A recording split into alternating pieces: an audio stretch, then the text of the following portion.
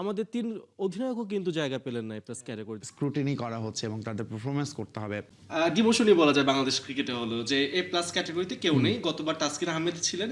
আমরা তো গত বছর অনেক ক্রিকেট খেলেছি, বিশেষ করে এশিয়া কাপ খেললাম এবং এইবারে বিশ্বকাপ নিয়ে আমরা অনেক প্রস্তুতিও নিয়েছিলাম।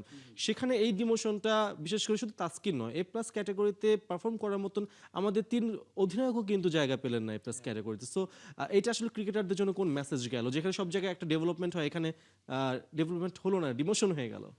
ক্রিকেটারদের জন্য তো এটা অবশ্যই একটা বার্তা। এই চুক্তির আসলে দুইটা খুব সিগনিফিক্যান্ট দিক আছে। একটা হচ্ছে যে সর্বোচ্চ সংখ্যক যেটা ২৮ জন আপনাদের রিপোর্ট এসেছে, এবং আরেকটা হচ্ছে গত বছরে যারা কেন্দ্রীয় চুক্তিতে ছিলেন কেউ কিন্তু ড্রপ হয় নাই, প্রত্যেকেই আছেন কেন্দ্রীয় চুক্তিতে, বরং আরও যুক্ত হয়েছেন। হ্যাঁ, তাদের গ্রেডের হয়তো বা ডিগ্রেড হয়েছে। এখন আপনার যে প্রশ্ন সেটার উত্তরটা হচ্ছে, এটাকে যদি আপনি আমাদের বাংলাদেশের একটা পরীক্ষার সঙ্গে তুলনা করেন, এসএসসি বা এইচএসসি, আপনি দেখবেন অনেক এ প্লাস হয় কেন? অনেক ভালো রেজাল্ট করলে বা অনেক পরীক্ষা দিলে।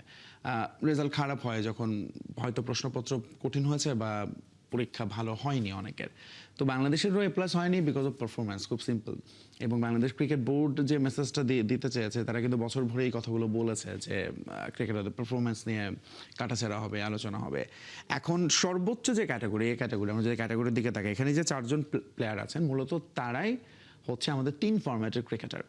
এর বাইরে আসলে, এবং এই ৩ ফরম্যাটের ক্রিকেটারদের মধ্যে অফকোর্স লিটন, শান্ত, মিরাজ পারফরমেন্স আসলে ওই রকম ৩টা ফরম্যাটই সমান তালে পারফর্ম তারা করছেন না, এবং এই কারণেই তাদের আসলে গ্রেডিং এর এই অবনতি হয়েছে। বাকি যারা আছেন, যেমন ধরুন মুশফিককে বি ক্যাটাগরি রাখা হয়েছে কারণ তিনি একটা ফরম্যাটই খেলেন, এবং তার সঙ্গে আরও যারা আছেন প্রত্যেকে আসলে সেরকমই, আমাদের ৩ ফরম্যাটের ক্রিকেটার ওরকমভাবে কেউ নেই। ফলে এ প্লাসের মাঝে যেটাই হচ্ছে যে আপনাকে ৩ ফরম্যাটের সমানে পারফর্ম করতে হবে এবং খেলতে হবে। বাংলাদেশে সেরকম ক্রিকেটার আসলে এই মুহূর্তে নেই, এবং সে কারণে এ প্লাস ক্যাটাগরি ফাঁকা। বাকি যারা আছেন, এটা একটা দারুণ মেসেজ আমার মনে হয় ক্রিকেটারদের জন্য। তারা হয়তো এখন চিন্তা করবেন যে তাদের আসলে স্ক্রুটিনি করা হচ্ছে এবং তাদের পারফরমেন্স করতে হবে।